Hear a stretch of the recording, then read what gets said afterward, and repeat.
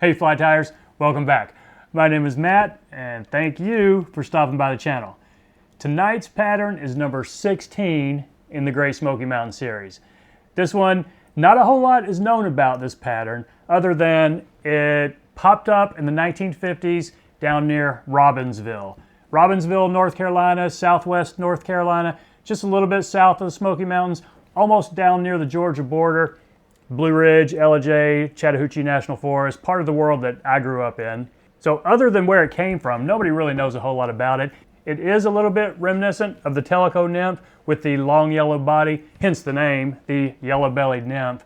But probably the most distinguishing feature on this one are the peacock sword legs. Not a whole lot of flies have, legs made out of peacock sword or peacock herl or anything like that. And in full disclosure, I have never fished this fly. I had never tied it until last night, but it was pretty fun. It's a pretty cool looking fly. I think you're gonna like it, so let's give it a shot. There it is in the vise, the yellow-bellied nymph. Most common sizes for this are 10 or 12. I'm tying this on a size 10. It's a 1X long dry fly hook. I'm sure a 2X long would work well.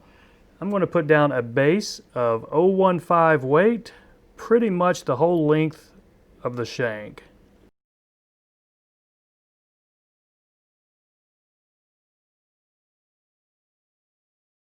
Now I'm using 70 denier UTC. This one is yellow. That's what the recipe calls for. I tied one in black and I think it looks just as good with black, but I'll go with the yellow because that's what it calls for. Put a base behind it, take your thread back to the front, build another dam, and then a few wraps to lock it in over the top before you take your thread back to the tail.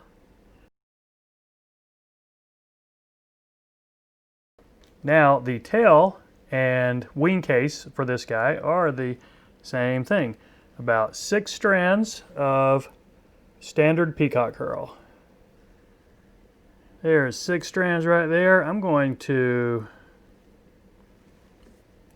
snip it off pretty even, first couple of inches, get rid of that. Now turn it around the other way and get these about a hook shank length, maybe just a little bit less, but it's a pretty substantial tail, pretty long. So catch this in with 2 or 3 wraps right here. Make sure you're coming off the top. We are right there. So, well, don't spin it around. A few more wraps just to get it going a little forward. Now, bend these back and take a few wraps over it in the bent back position. That is going to overwrap as our wing case. So the next component, bright yellow wool yarn. Take about 4 or 5 inches. It doesn't take much to wrap this body, but I will catch it in the back right here to try and help fill in that little gap between the weight and the tail. There's not much of a gap because we pretty much put the weight down the whole length of the fly. Now what you'll want to do next is hang your thread maybe about the hook point. I'd say that's a little more than 1/3 of the way up. Now we're taking peacock sword fibers, not peacock herl, but the sword fibers, these guys that are still on the stem. These are going to be our legs. So I take 3 of those, just snip them away from that. And what we do here, where the thread is hanging, that's where the first one's going to be. So we lay it on here and we'll do an X. So just to make sure it's right on top. Doesn't take much thread wraps. Doesn't take many thread wraps, I mean to say. Now take your thread about, imagine what I've been doing. Imagine where the back one is and then where the front one is going to be, about at the front of the weight, and then just put your thread halfway between them for the middle pair of legs. Now take that same little fiber and catch this in. Do another X over this one. Okay, now take your thread back up to the front of the weight. So we've got 2 legs on right there, and do this one the exact same way.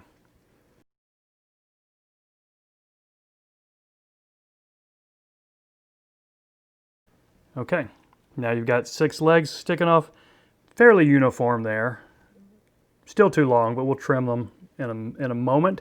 Now take your wool yarn, be careful here, and slowly just wrap this up. It's going to take 2 or 3 wraps in between each pair of legs, but you can also use this wool to help position your legs.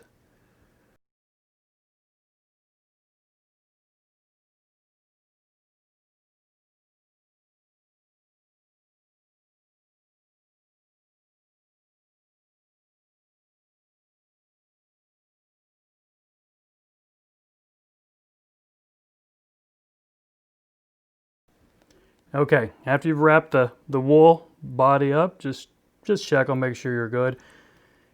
Now, one thing that just dawned on me, it might have been easier to trim these legs to size before you wrap that wool. You saw me struggling there for a minute, just the legs wanted to get caught under several of those wraps that I was wrapping of this wool. But either way, it just takes a little bit longer. Take your time on doing that. So reach in here and cut that wool. I'm going to pull these back a little bit just to really secure that wool in here, get a head start on my head. Now let's do the overbody, the wing case. I make sure that I don't have any of these crossing, kind of keep them parallel side by side. That will cover a little bit more of the back if you have them wide like that. So bring them over, hold them pretty well on top. Take 1 or 2 wraps just to check your position.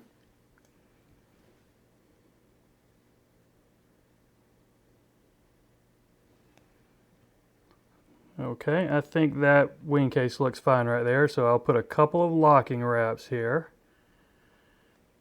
And pull this up, snip this excess peacock herl off.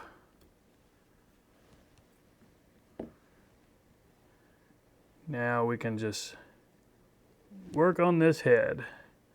Take it back up to the eye, build a little ramp. Okay, I think we've got some room for the whip finish here. Now one more step before we're done. Well, the head cement after that. But take a look at those legs. And these are a bit longer than we want, so let's go ahead and trim them, just whatever your preference is, whatever you think looks good. And these peacock sword fibers are not quite as brittle as you might think. And they'll get a little bit of movement through the water. So drop a head cement on there, and the yellow-bellied nymph is done. Pretty cool looking pattern. I've never fished it, but I'm going to the next time I go out. So that's all, folks. Thanks for watching, and we'll see you next time.